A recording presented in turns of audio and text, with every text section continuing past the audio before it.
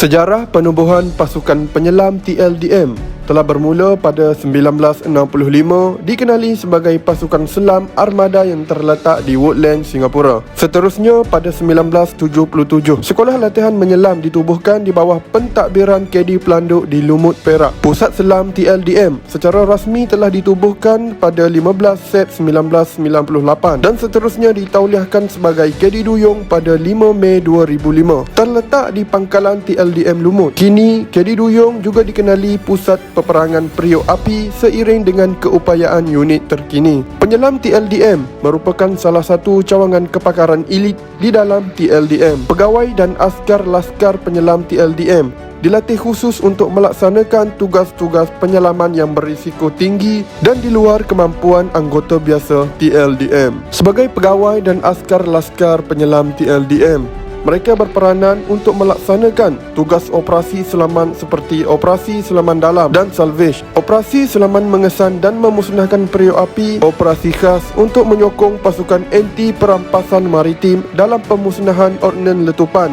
dan selaman bantuan ke atas kapal-kapal serta pangkalan. Semua penyelam TLDM mesti mempunyai sifat cekap, cergas, cerdas dan bekerja sebagai satu pasukan. Terdapat dua elemen latihan penting iaitu dari segi fizikal dan kemahiran. Mereka dikehendaki bersedia dalam masa yang singkat setiap kali operasi menyelam hendak dilakukan. Untuk makluman, penyelam TLDM layak untuk menggunakan semua jenis peralatan selam, perkhidmatan dan tiada had kedalaman yang ditetapkan. Untuk mendukung tugas seperti yang dinyatakan di atas, pegawai dan askar Laskar TLDM yang telah menjadi penyelam mesti sentiasa memiliki tahap pencapaian fizikal yang baik, mempunyai daya ketahanan diri yang tinggi serta daya ketahanan mental yang luar biasa. Latihan yang berterusan membolehkan penyelam TLDM melakukan perkara seperti berikut.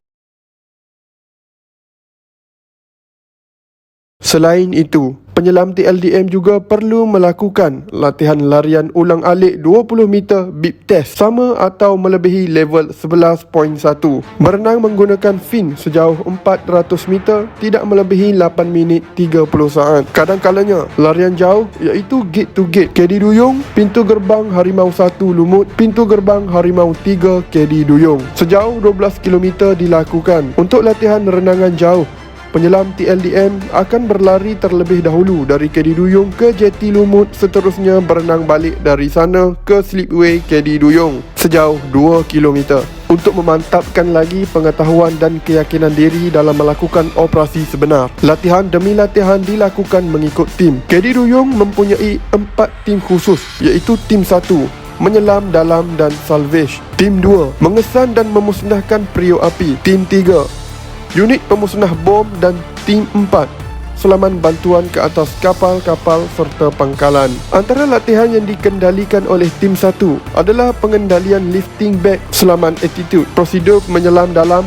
penyesuaian peralatan serta prosedur dan pengendalian transfer under pressure. Untuk Tim 2, latihan adalah seperti pengenalan dan pengendalian mine detector, pemasangan dan pengoperasian side scan sonar, jack stay swim with 2 alpha dan MCM diving. Antara latihan yang dilakukan oleh Tim 3 ialah pengendalian MK2D ROV, pengenalan dan pengendalian hook and line, pengenalan dan pengoperasian demolition kit, prosedur IEDD, pengendalian peralatan EOD atau IED, penggunaan bom sup dan peralatan sokongan. Akhir sekali, latihan Tim 4 adalah seperti pengendalian RHIB, underwater welding dan cutting, penerangan tata cara penukaran bebaling kapal, pengenalan dan pengoperasian hydraulic power pack bagi memastikan penyelam TLDM mampu melaksanakan operasi ataupun tugas penyelaman.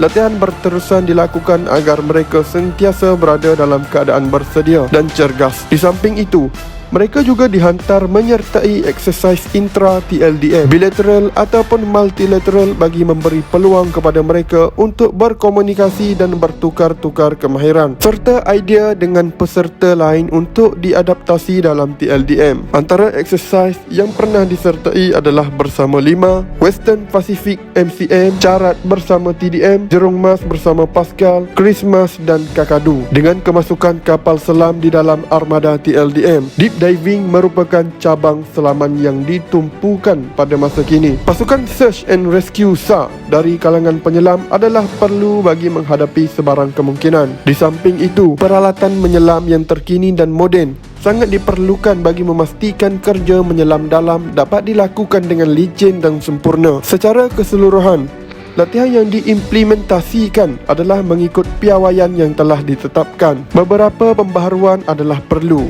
merangkumi pemilikan peralatan terkini dan moden serta silibus pembelajaran yang efektif sesuai dengan arus modernisasi pada masa kini.